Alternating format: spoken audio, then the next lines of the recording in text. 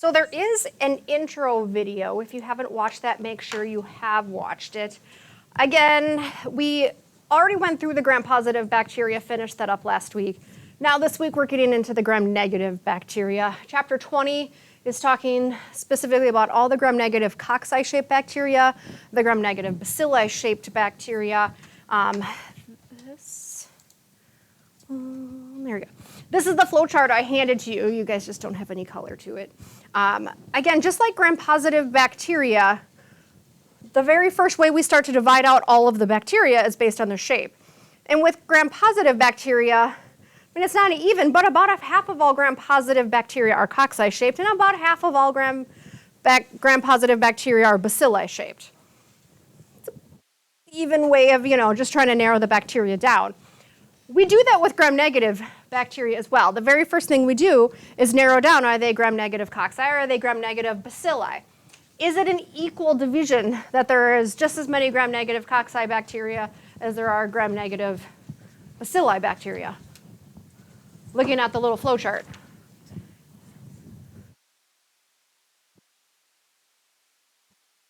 Named bacteria up there are gram-negative cocci.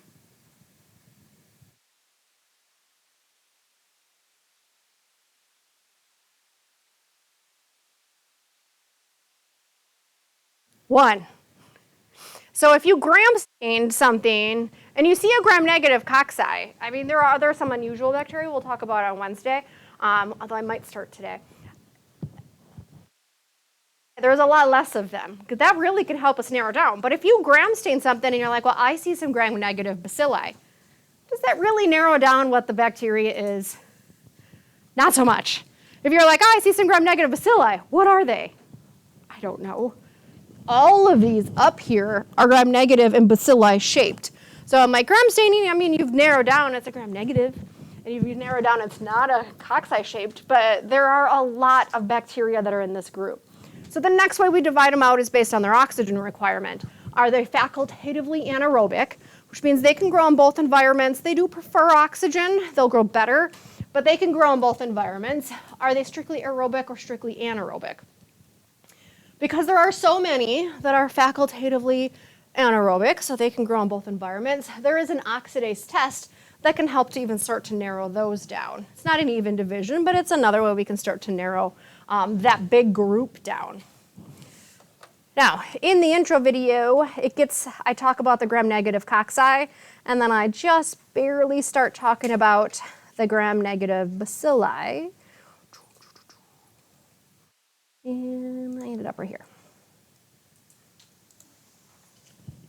So the gram-negative bacilli, so again, on the little flow chart, because I handed out the little flow chart, we're starting on the very far left side with the Enterobacteriaceae group. And again, if you look at your list, there are a lot of bacteria in this group. Based on their name, Enterobacteriaceae, where do we find them, usually? Because they have the entero in their name. What part of the body? In the intestines. Most of these are fecally found bacteria. And because they are group, again on the flow chart, it's the bottom left, there's a whole bunch of them. These again are all the disease-causing bacteria that cause us issues. Because there are so many in this group, we subdivide this group out into what are known as coliforms, non-coliforms, and true pathogens. Coliforms means these are going to ferment lactose. What does that look like on a McConkey plate? Pink bacteria. And so again, McConkeys are meant to grow gram-negatives, so then you know you're dealing with a gram-negative, but also it will tell us if they ferment lactose or not, whether we have pink colonies.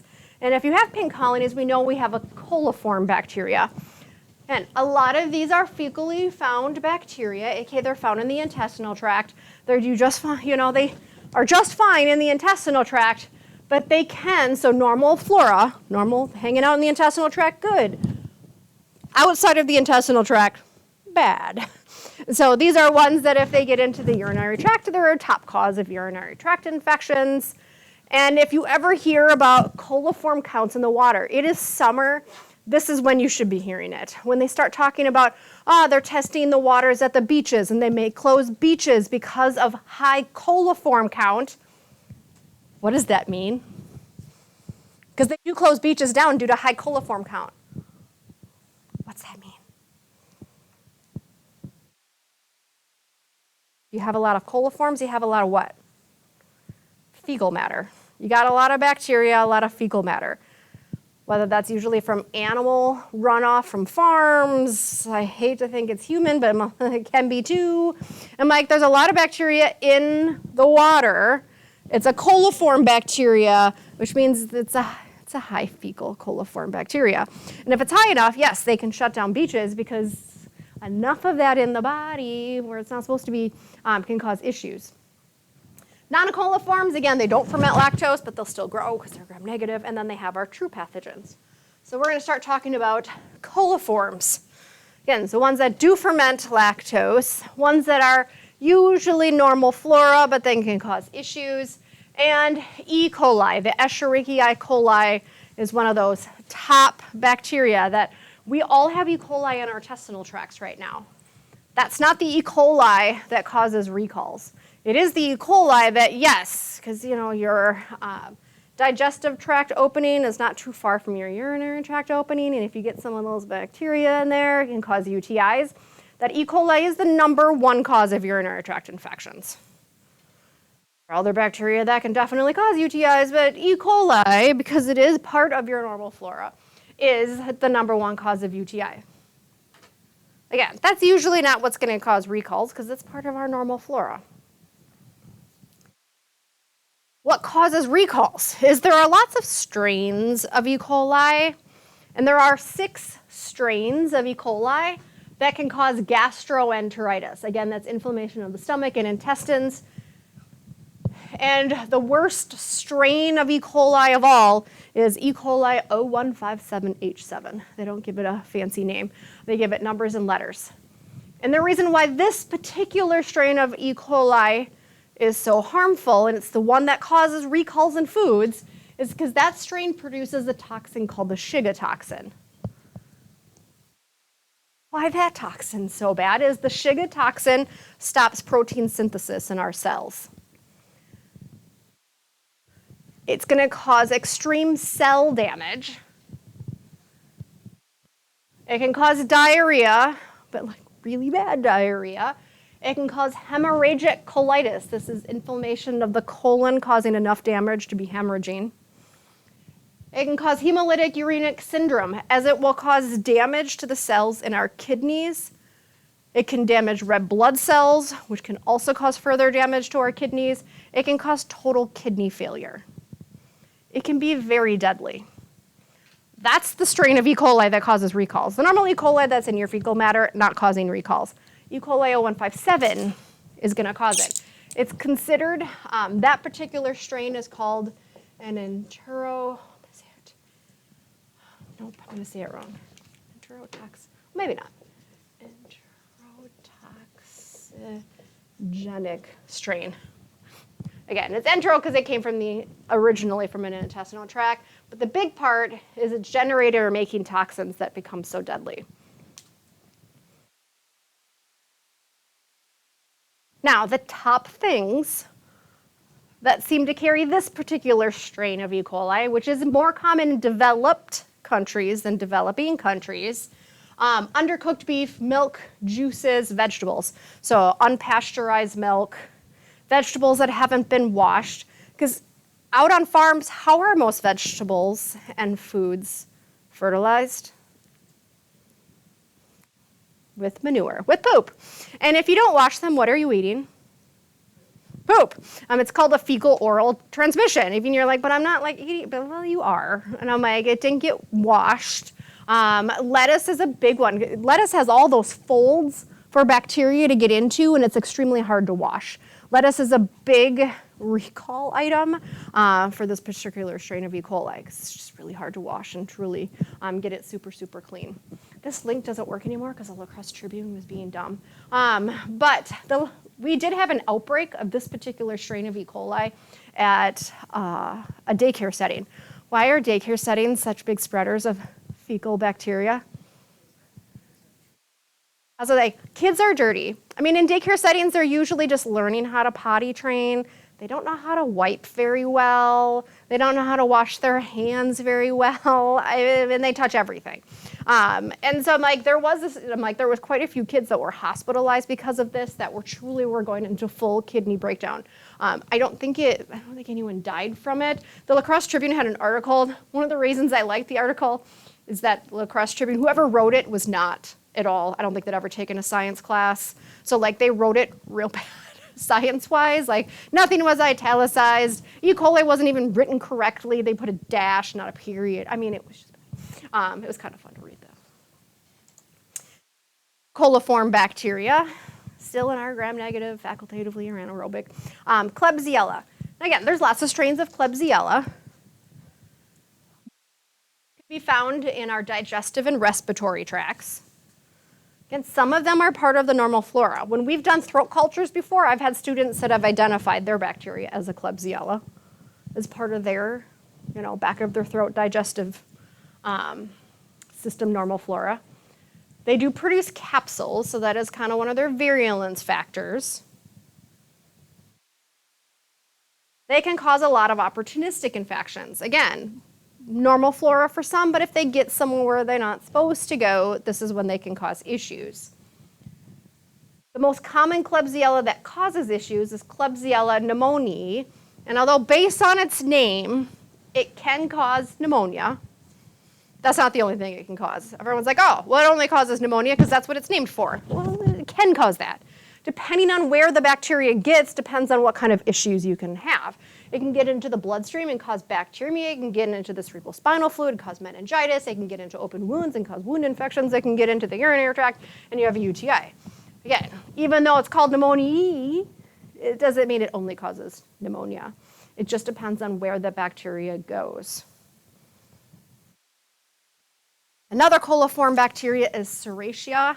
Kind of its unique feature is that if we grow this bacteria at room temperature, it produces a red pigment, that the colonies actually look red. But if we put them in an incubator, they're not. It's at room temperature they produce this pigment, but at body temperature they don't. I'm like, doesn't have any particular benefit that we know of, it just is a unique characteristic when we grow them. Now, for healthy individuals, usually we don't see a lot of Serratia infections. It's usually immunocompromised individuals, and one of the top groups is those that have catheters. So it is the top healthcare associated infection because it's those that are having catheters, long-term catheter use. Is this bacteria can get into those catheters, form those biofilms, and cause infections.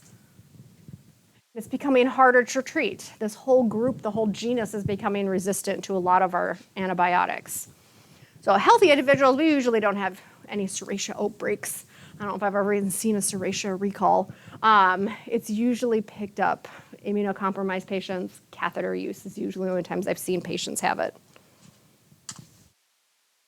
The other coliform of our Enterobacteriaceae, I just group them together because they're generally found in the same areas and cause the same issues.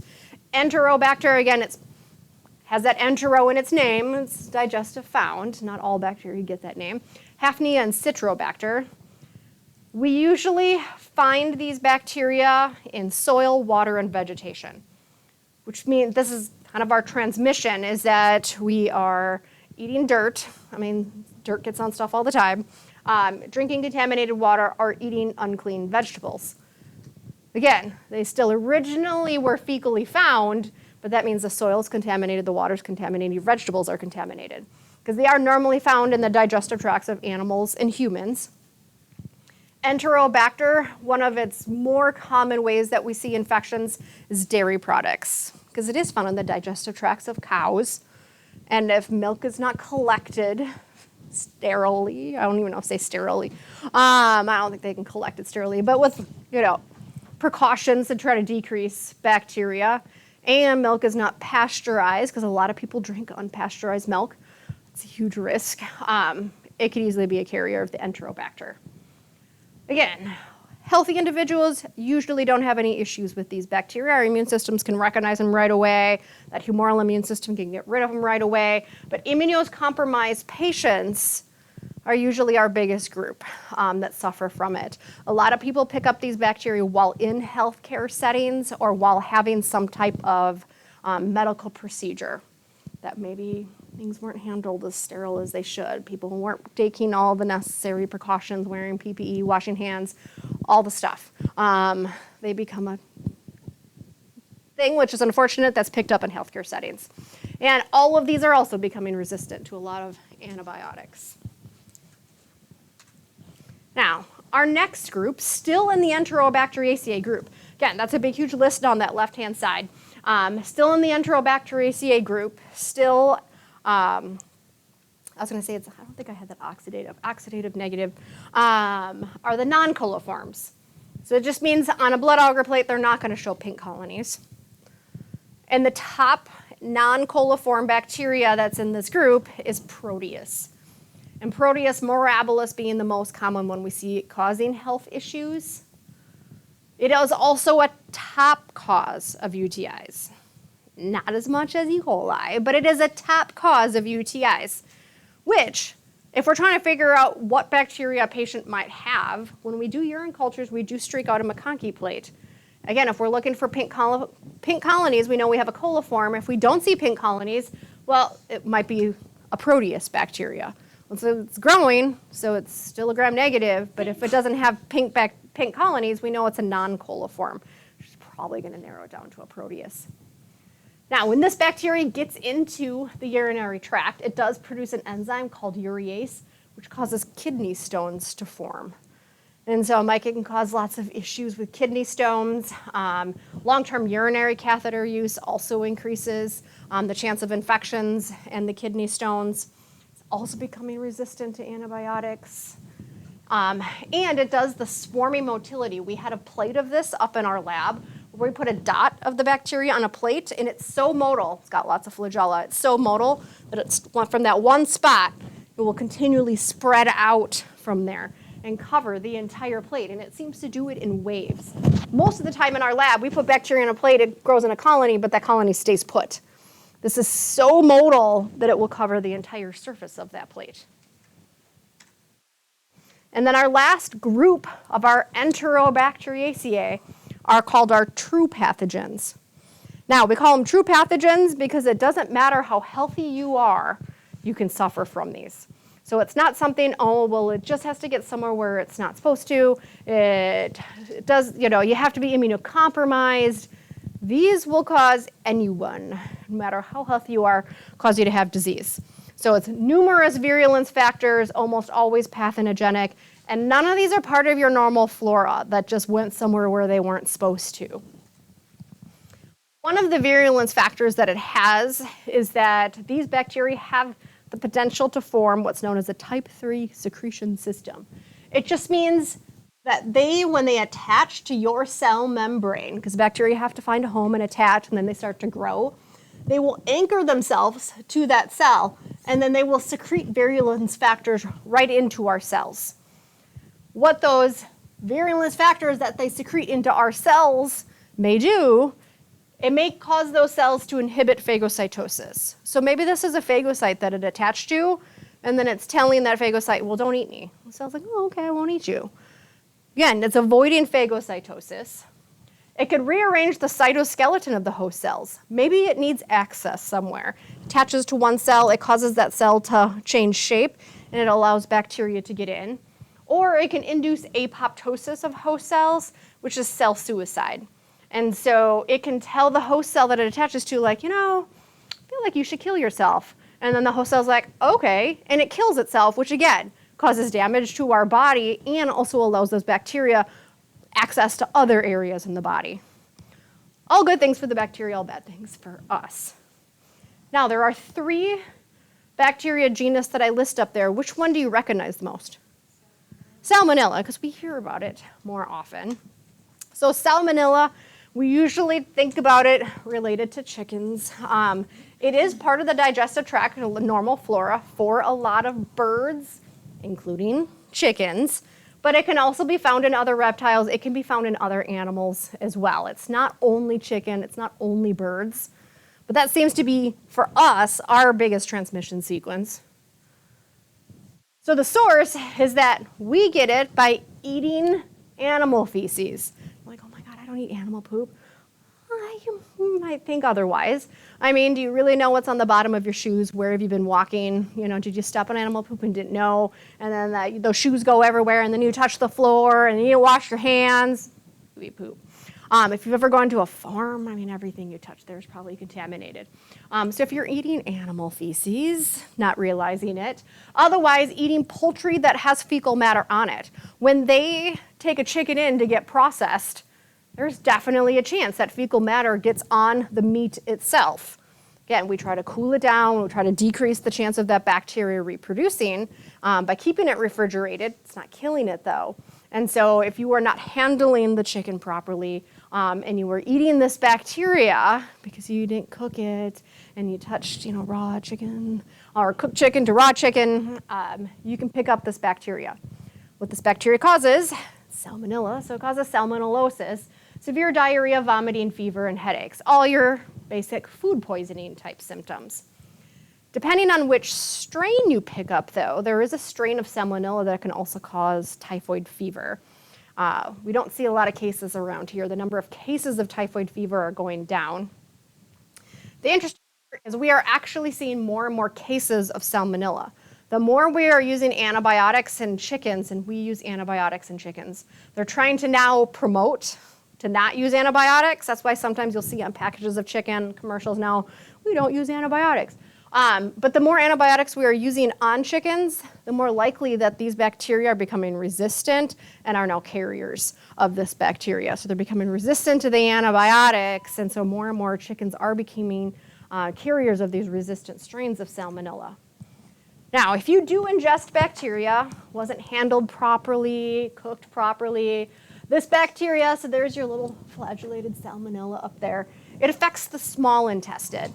So just based on this picture, I know it's a small intestine because it has these microvilli that are only found on cells in the small intestine. And it will cause the cells of the small intestine to engulf it. It will get inside the cells of the small intestine. It will reproduce in these little vacuoles. And then ultimately, when there's enough of them, they will get released from that little vacuole and they will kill the cell. As soon as cells in our small intestine realize they're under attack because we've got damage occurring, this is when all the symptoms appear. It's like, it's that body's way of like, I'm under attack. Let's get rid of whatever is attacking me as fast as possible. Vomiting and diarrhea as fast as possible. We want to get rid of the bacteria by using that vomiting and diarrhea.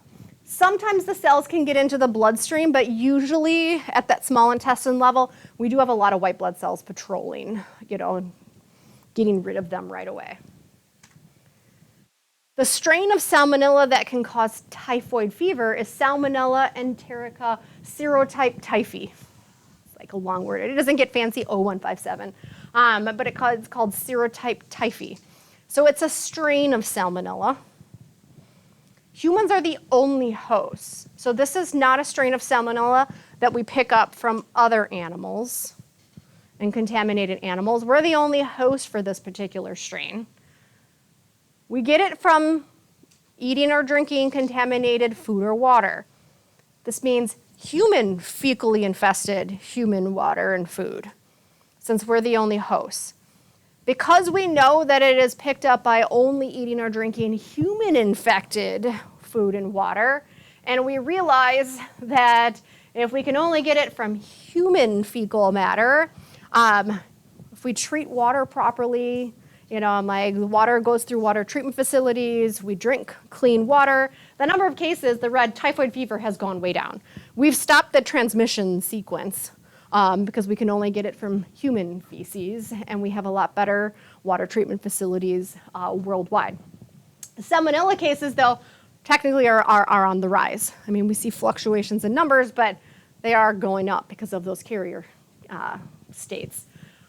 We do have a vaccine for this particular strain of salmonella. If you know you're traveling somewhere where you might be drinking some questionable water, it's not the greatest vaccine, meaning it kind of wanes right away, but it's great for travelers. It gives you some protection while traveling.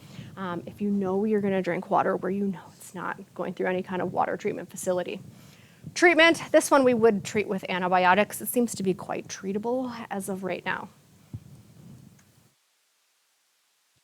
Our second of our 3 true pathogens is Shigella. It is still in that Enterobacteriaceae group. It is found in the digestive tracts of humans. But different strains are better or worse, just kind of like E. coli. The different strains are worse. One of the strains of Shigella that causes the big issues makes an enterotoxin. Again, it's those toxins that cause issues. And some Shigella strains can make the shigatoxin, the same toxin that E. coli O157H7 produces, that stops protein synthesis and causes so much damage to the kidneys. And so it acts like that really bad E. coli. It can cause severe diarrhea depending on how much damage this is done, because kids seem to be the biggest group of individuals that suffer from this. I don't know if I would say it usually causes death, because usually they can get in and treat it and stop it before then. But it causes severe diarrhea. And kids can have lots of diarrhea for lots of reasons, but this is a severe diarrhea that's not going away. It may, depending on how much damage, even cause bloody diarrhea. There are 4 species of Shigella that affect humans. They all cause the same thing. It just is kind of weird that they seem to be very specific in what areas of the world that they're found in. So like different strains of Shigella are found in different areas of the world. They all do the same thing, it's just different species. So Shigella sinai is the one that's found here mostly in the United States up into Canada. And they all do the same thing. Kids, again, are usually the biggest that suffer from this. Usually it's in daycare settings. Changing diapers and not washing hands seems to be the #1 transmission sequence for Shigella. And so if you didn't wash your hands and you ate some human poop, with this bacteria, it's not flagellated, but this affects the large intestines. So it doesn't have those microvilli. They get inside the large intestines, they will multiply, start to spread. They will start to cause abscesses and damage to the large intestine. Again, large enough that if left untreated, it can cause bleeding, ulcers in there. Sometimes they can get into the bloodstream, but again, we do have lots of white blood cells always patrolling near the large and small intestine, so usually they go away.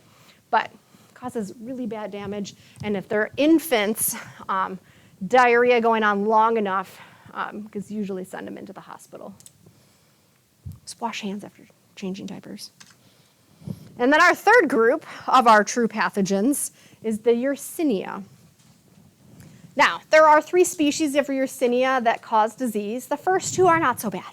The third one, not good. So the first one, Yersinia enterocolitica, based on the name, it does like to infect the intestines, more specifically the colon. So again, it's still in this Enterobacteriaceae group. This is a fecally derived bacteria that for a lot of these bacteria cause issues in the intestinal tract, picked up through contaminated food or water, causes inflammation of the intestinal tract, it causes diarrhea. That's about it. It causes basic food poisoning type symptoms. Not bad. Yersinia pseudotuberculosis does not cause tuberculosis. This is not a respiratory bacteria. A tubercle just means a growth. That's where the word comes from.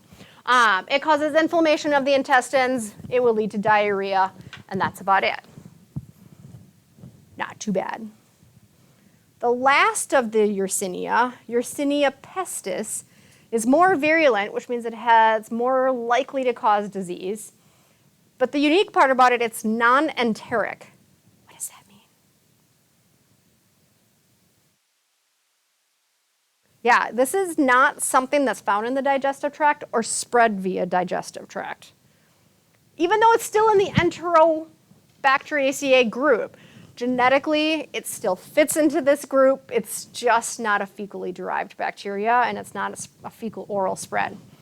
Depending on how you pick this bacteria up, you're either going to develop the bubonic plague or the pneumonic plague.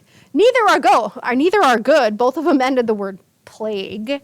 So they're not great bacteria to have. And again, it depends on how you pick it up, depends on which plague you get. So the bubonic plague is the more deadly of the plagues. Again, it's the same bacteria, just how it gets picked up where it goes in the body.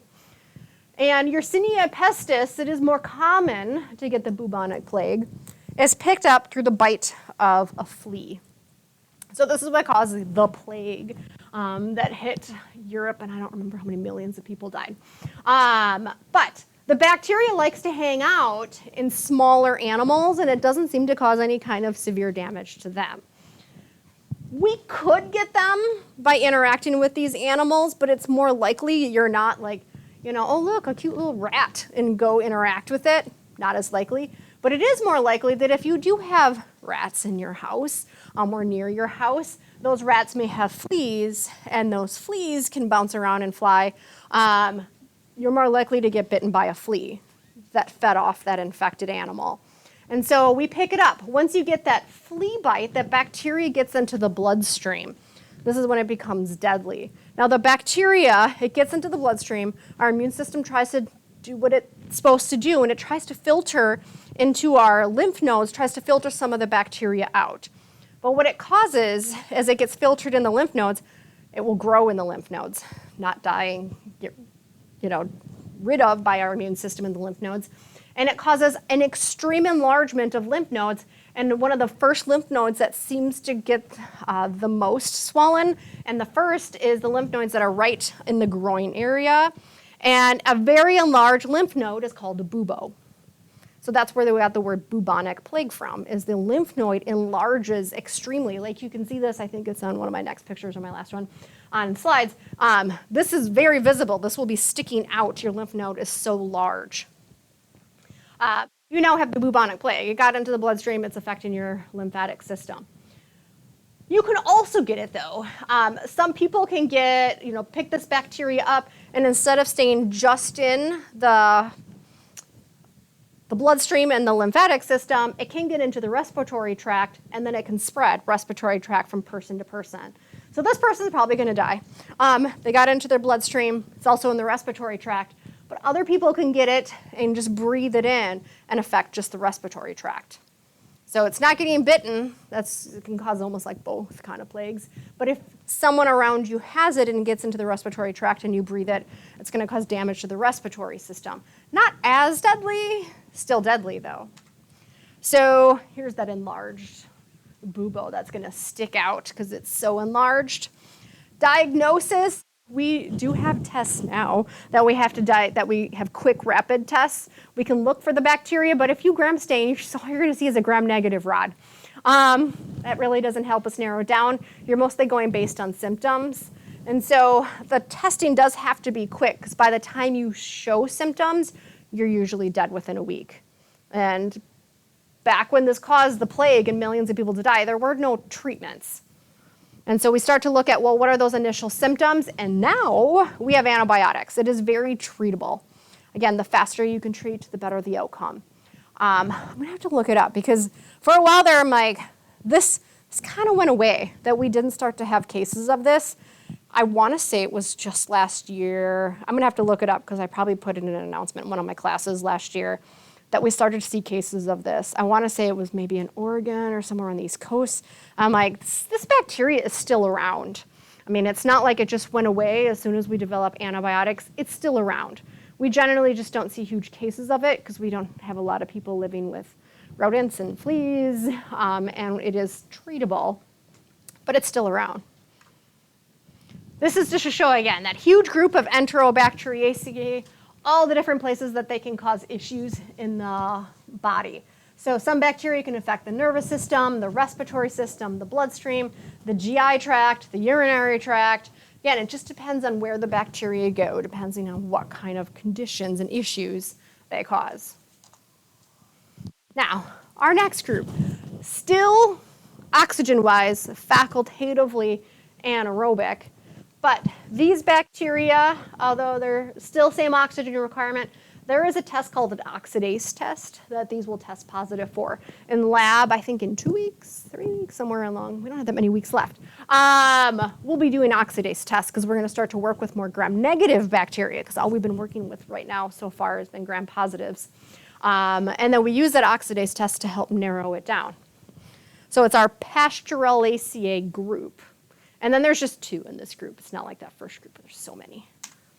So the Pasteurellacea group, there are 2 bacteria that cause the most issues with humans. Again, there's lots of other bacteria. If they don't cause a lot of issues, we generally don't talk about them in this class. But it's Pasteurella multisida. The unique part about this is not one of those fecally found things, as so many other things we talked about are.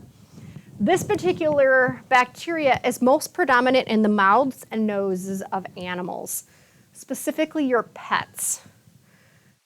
So the most number of cases that come to the ER is that you were bitten or scratched by your cat or your dog. Whether it was on purpose, like my cat would scratch me anytime she wanted, I'm like, but, you play with a dog, even just playfully they were biting. If they broke skin and they had this bacteria in their mouth, I'm like, it gets into that open wound. And it can cause localized inflammation. So it's usually if you've got bitten by an animal, scratched, and you're like, oh my God, it's super red and it's inflamed, it's definitely infected, it's probably this bacteria. And there's definitely lots of other things it could be too, but if it was specifically from a bite or a scratch of an animal, it was this bacteria. We can also pick it up through inhalation of aerosols, so if your cat or your dog sneezes in your face, you can pick it up that way as well. But if you don't have that open wound, that usually doesn't cause as many issues. Growing it, we can grow it. It is a fastidious bacteria, which means it's a picky eater bacteria. It likes its red blood cells broken down. So in a lab, if we suspect this bacteria, we'd be using the chocolate augers. But it is super treatable. But the sooner you can get treated, the better. It's not uncommon. You're like, it's infected. I'll just put some cream on it. But if left long enough, it can get into the bloodstream, and it can cause very severe issues.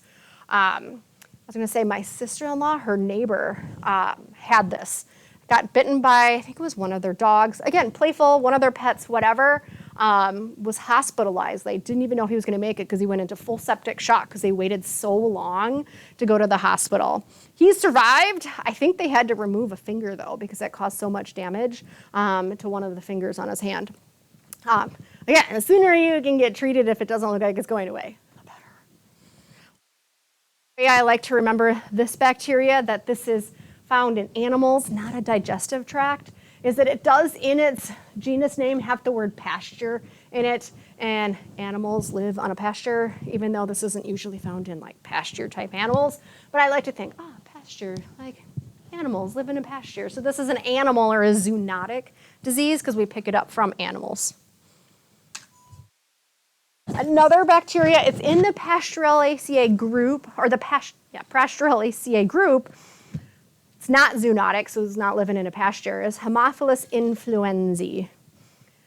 Now, its biggest virulence factor is it does have a capsule, so it's more likely to cause disease. Our immune system can't get rid of it right away.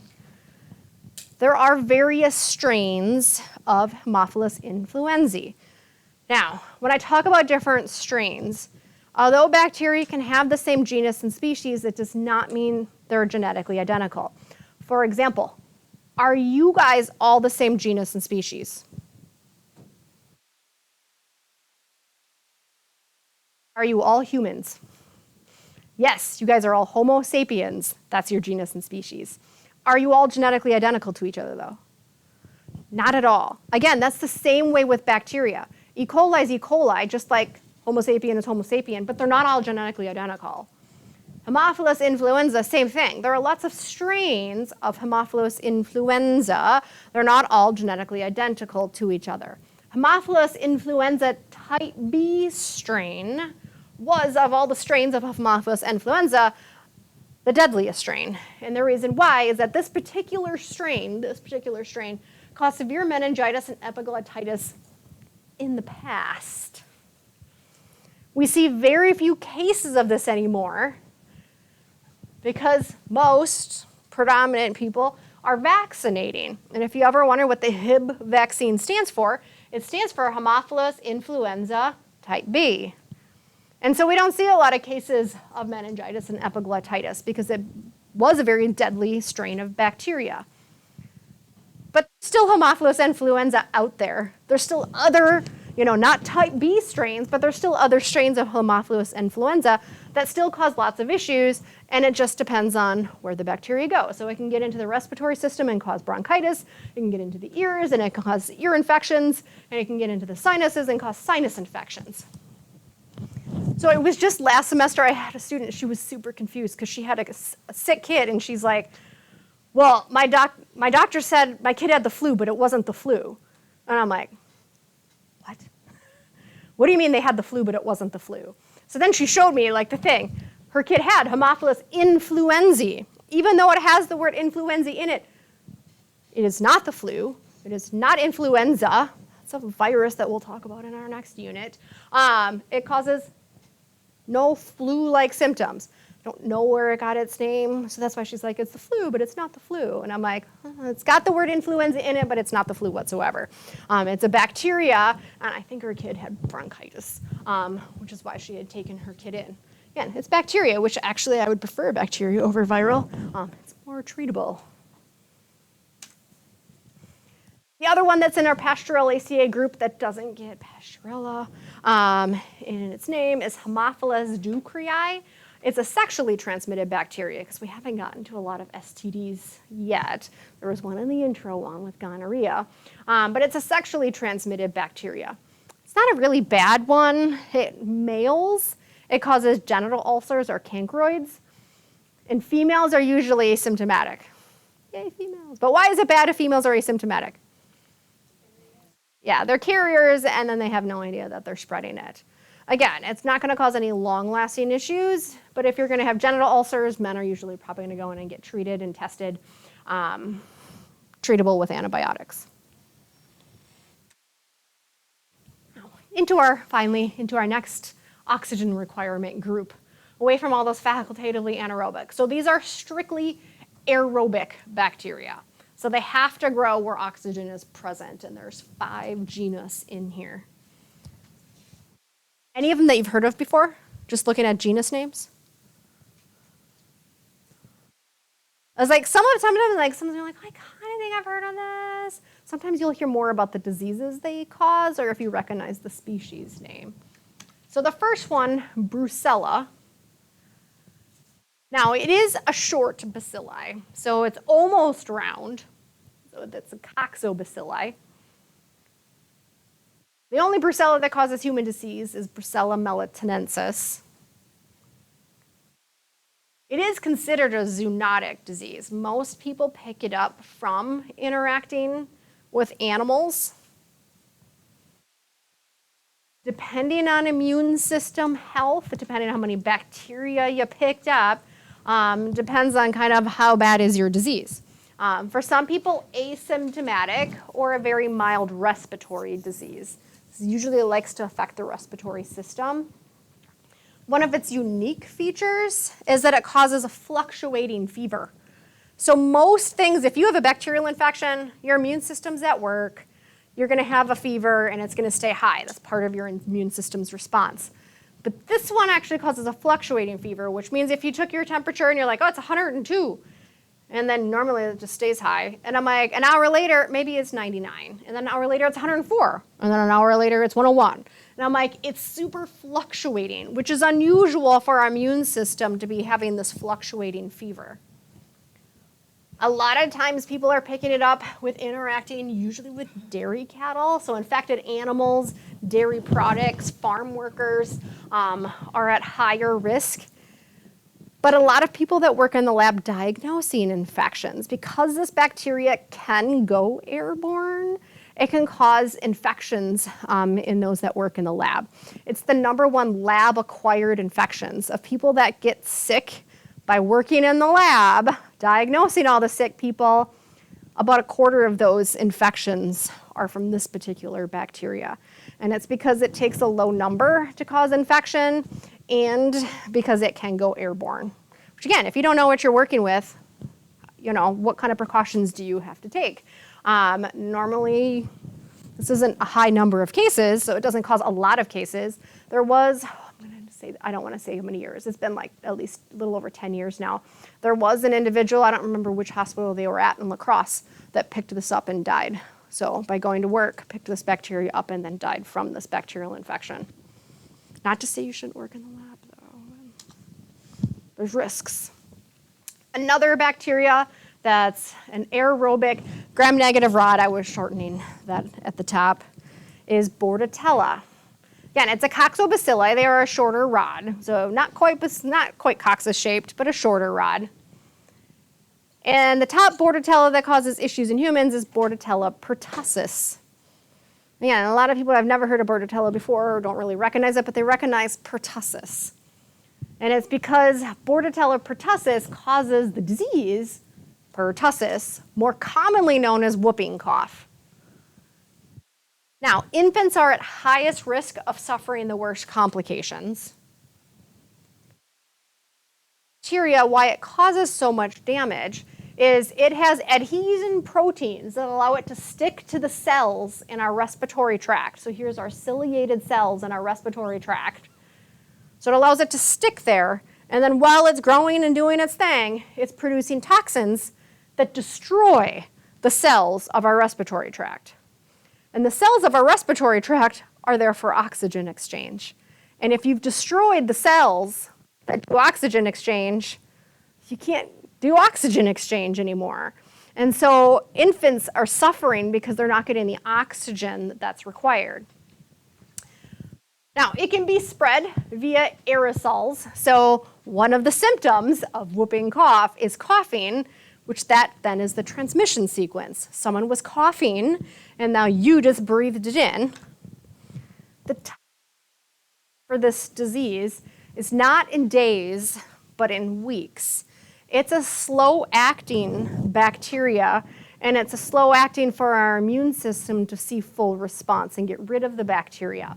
So if someone coughed on you that was infected, and a lot of times if you're just coughing right away, you don't even realize that it's this and it's not a common cold. So if someone coughed on you for about a week and a half, no symptoms whatsoever. But the bacteria are increasing significantly. They are sticking to the cells of your epithelial tract. They are dividing, and they are now starting to produce those toxins. They just haven't created enough damage yet that it's noticeable to you. For about another after that, you go into what's known as the catarrhal phase. You have a runny nose, that's rhinorrhea, you're sneezing, you're tired, and you have a fever. This is when you have the most damage. You have the most bacteria, and the most damage to your immune system and your respiratory system is happening. However, at this point, just based on these symptoms, what do you probably think you have? If you have a runny nose, sneezing, tired, and fever, you probably think you have a cold. Are you isolating? No one isolates anymore. Are you wearing a mask? Probably not anymore. And I'm like, but this is when you have the highest number of bacteria, which means you are extremely infectious when you just think you have a cold. So this is when it becomes problematic because people will go visit newborns in the hospital and be like, oh, I just got a minor cold. It's fine. It's not fine. Like huge spreaders of bacteria at this stage because you haven't even suffered all the damage that your respiratory tract is suffering from. Then you go into what's known as the paroxysmal phase, and you're in this phase for weeks. This is the phase that you have that repetitive coughs with whooping. It's the gasping for breath. You are coughing, gasping for breath because you're not getting enough oxygen exchange to sustain your normal everyday life. You are gasping for breath. And I'm like, you are coughing so hard, it will lead to vomiting and full exhaustion. You are coughing nonstop. This means you're not eating. This means you're not sleeping. And this is going on for weeks. Now, we're going to suffer too, but we can survive. Generally, adults can survive not eating, not sleeping very well for several weeks, and hopefully it would go in at this point anyways. But infants, newborns, they can't survive weeks of not eating and not sleeping. Like they are too small, they don't have, fat buildup, they don't have anything to sustain them for not eating and sleeping for weeks on end, and it becomes very, very deadly.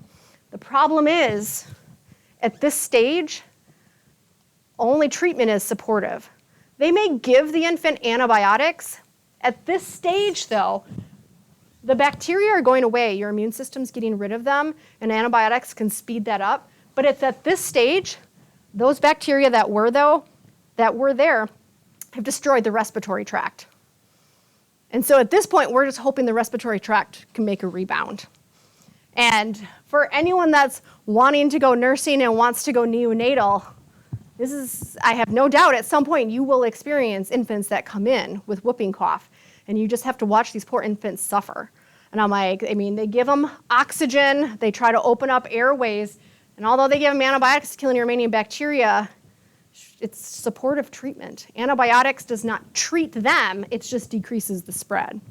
And then even once all the bacteria are gone and then you're past this, you still have a minor cough, and possibly because of respiratory damage, other secondary infections that can occur for like weeks, if not months later. So this is not like a normal bacterial infection. This causes severe damage to the respiratory tract. I don't know if my audio is working. I forgot to check it. Let me see if this works. A sound of the coughing. Hamilton County Board of Health gives an example of what whooping cough sounds like. Take a listen here.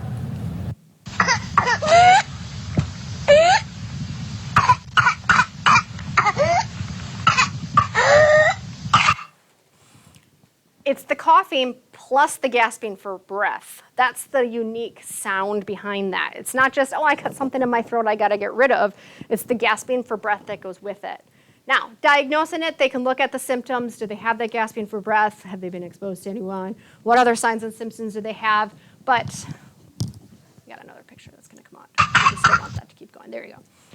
Where you're gonna bacteria to get it, you could try to do a sputum sample, but you try to ask a little kid to do a sputum sample. It's not likely.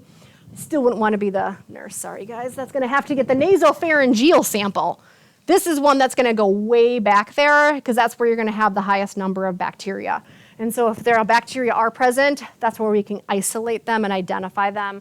So we can grow them in a lab. We can have antibody tests. Mostly it's molecular. We're looking for the DNA using a PCR. Treatment, again, is supportive. Oxygen. We've got bronchodilators to open up those airways. Antibiotics don't treat. They're not making you better. All they do is prevent you from spreading it to other people. So we'll give you antibiotics so you don't keep spreading it.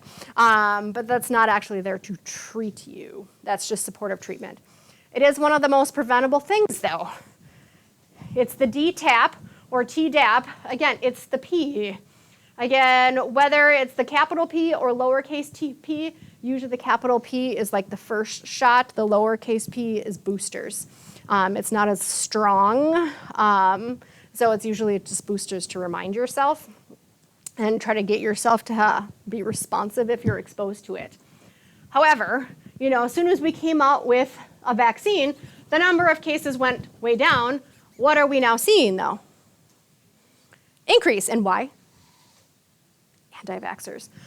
It's super treatable. I love it when I'm now starting to see new moms that will literally be like, show me that you've been vaccinated before you come see my baby. And I'm like, and people will, because I've known people that are like, I prevented so-and-so because they haven't been vaccinated and they refuse to get vaccinated. Grandparents have chosen not to get vaccinated versus go see their newborn, grandchild in the hospital, which is weird. But I totally get it because, again, you could be asymptomatic and spreading it. You can think you have a minor cough and spreading it, and you could kill your new grandchild. So it's becoming more common for mothers to say, show me your vaccination because of this particular bacteria. This was my more updated, because that ended in 2015. I was going to say, these were some of our new boosters. We had a huge spike. I think it was like 2022. I think we were predicted to go up. Or, no, that doesn't even go that far. I think it cut off. Bummer. It's one of those, I'm like, we've had huge spikes that have gone down, but we keep having outbreaks. No, knock on wood. Again, as you guys' phones listen to all this, I don't know if I know we have cases here in La Crosse. I don't know if we've had outbreaks recently, but there are cases in La Crosse. It's not something you travel, it's here. Our next aerobic gram-negative rod, Pseudomonas aeruginosa. It is normally found in soil and organic matter. That's kind of where it's normally found. I put my little note on there. It is oxidase positive. And why I mention that, because it does confuse a lot of students.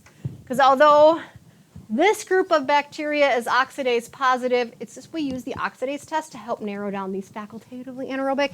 It doesn't mean these are the only organisms that are oxidase positive.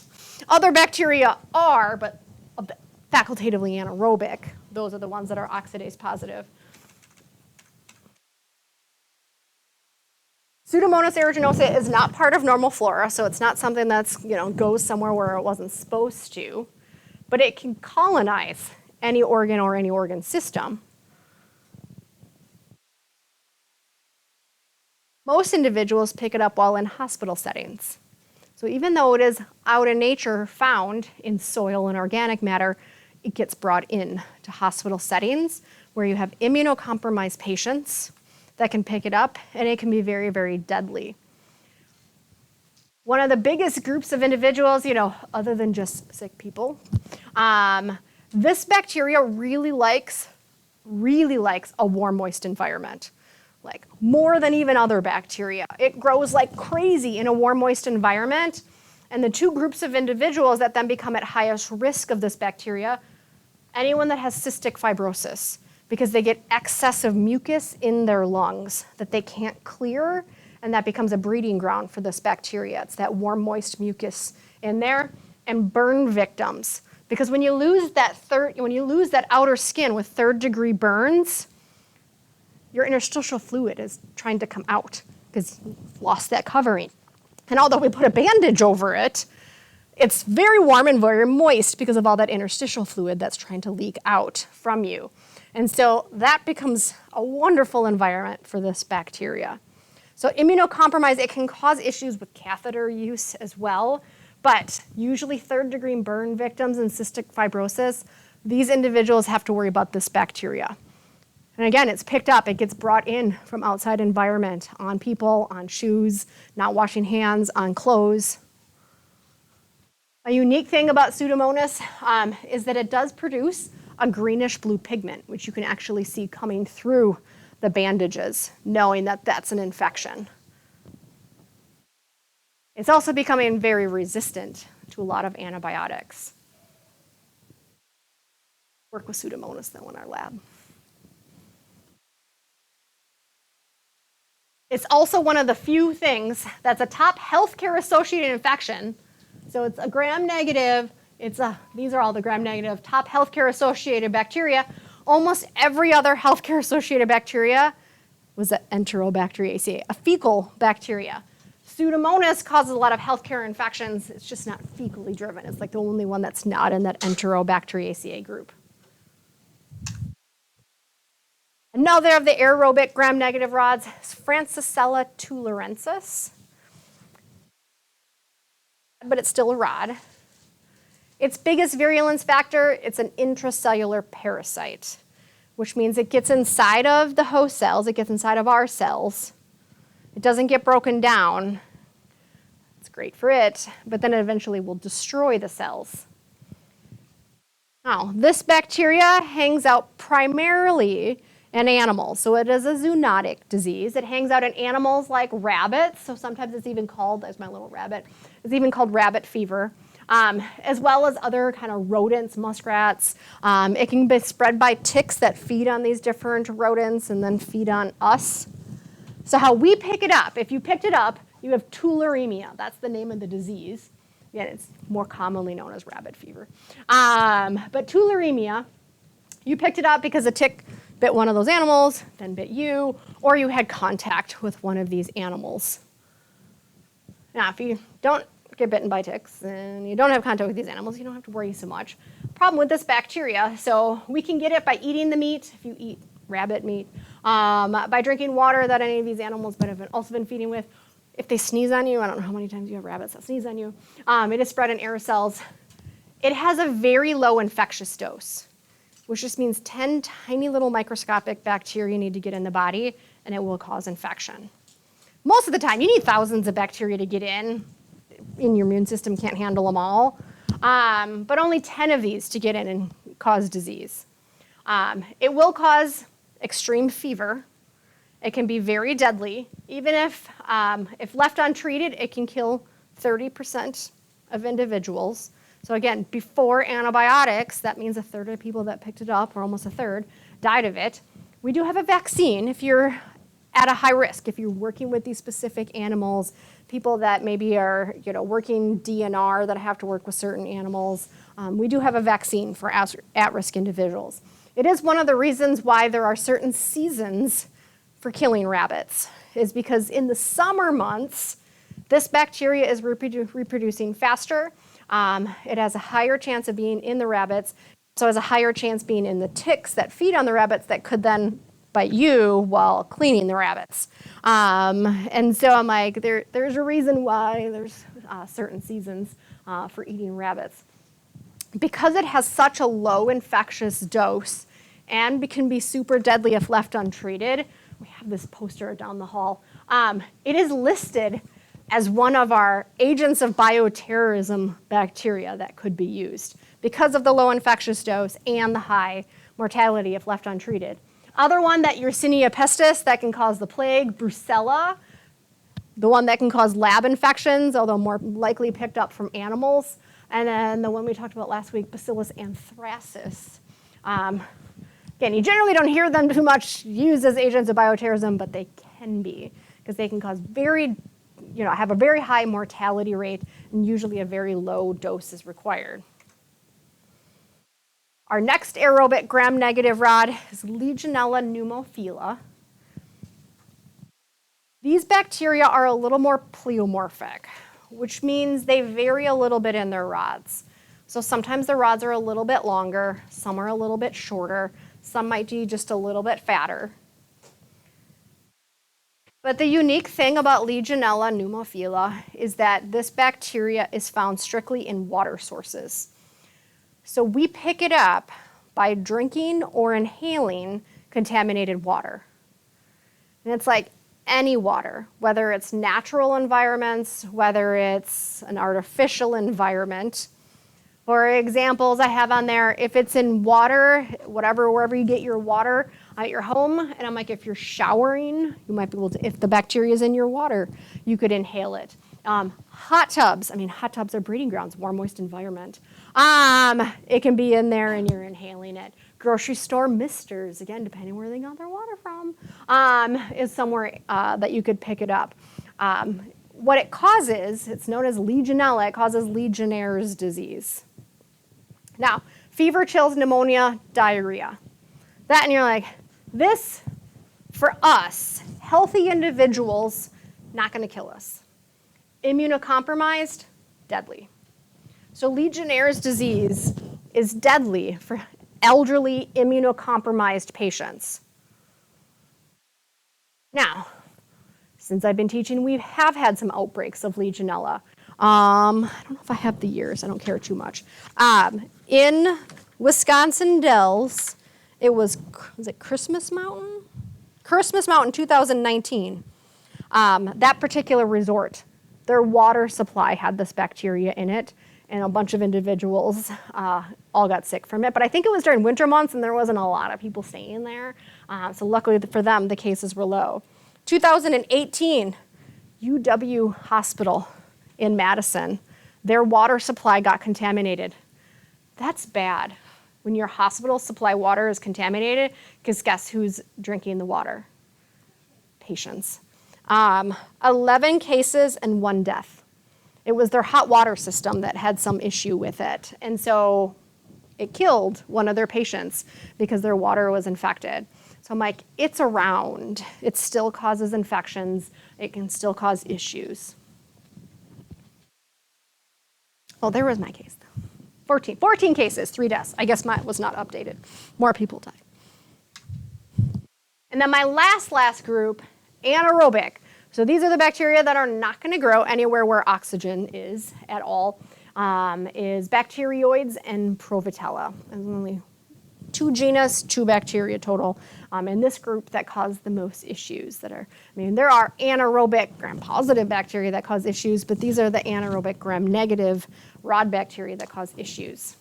Most of these bacteria, there's a lot of anaerobic gram-negative rod normal flora. We generally don't care about the normal flora, we care about the ones that cause disease.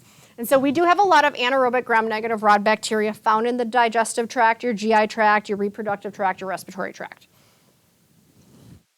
Again, lots of gram-negative rods, anaerobic, and a lot of them can do good things as long as they stay put.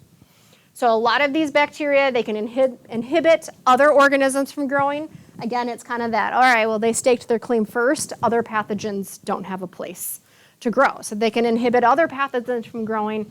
Some of them can break down foods and create vitamins or vitamin precursors. Some can help aid in digestion. But if they get somewhere where they're not supposed to go, that's when they cause the biggest issues. The first is bacteroids, and of all the bacteroids, only one causes issues. It's normally found in the intestines and the upper respiratory tract. So that's its normal location where we can find this, is the Bacteroides fragilis. It has a lot of virulence factors that allow it to cause disease, but depending on where it goes, depends on what kind of disease you have. If it gets in, and if it gets out of the digestive system, because it can be found in the intestinal tract, so some type of surgery, bacteria got out of that intestinal tract, it can cause abdominal infections. If it gets into the reproductive tract, more in females than in males, it can cause genital infections. If it gets into an open wound, you can have a wound infection. It just depends on where it goes, depends on what kind of issues you have. Luckily for us, we do still have antibiotics that can treat it. Metronidazole seems to be the first one they go for, but it is treatable. This is just showing this bacteria, because it can normally be found in the intestinal tract, will grow in bile. Again, it was one of the ways we started to divide out some of our gram-positive bacteria. Can they grow in bile or can't they? Any bacteria that normally can be found in the intestinal tract is going to be able to grow in the presence of bile. It's evolved to grow into bile. Unlike the other anaerobic gram-negative rod, Provotella. Provotella normal flora, urinary tract, reproductive tract, upper respiratory tract. Not normal flora of the intestinal tract. So that's why it would not grow in the presence of bile. Because that's not normally found there. It's never evolved to grow in those areas, but we can find it in other areas of the body. Again, it has several virulence factors that allow it to cause disease, but depending on where it goes, depends on what kind of disease you can suffer. You can get sinus infections, ear infections, periodontal infections. So again, you're flossing and bleeding, and it's in the mouth area. It can cause issues. It can get into certain areas and cause enough damage. Gynecological infections. It can get into, these are more rare. It can get into the cerebrospinal fluid, and it can cause brain abscesses if it's causing bad enough meningitis. Treatment depends where it goes and depends how bad the infection is. If it's bad enough that it's causing irreversible tissue damage, they might have to remove infected tissue. That's pretty extreme. And then it's broad spectrum antibiotics. And I don't hear a lot of cases of these. Usually it's some type of surgical procedure. Something goes where it wasn't supposed to be going.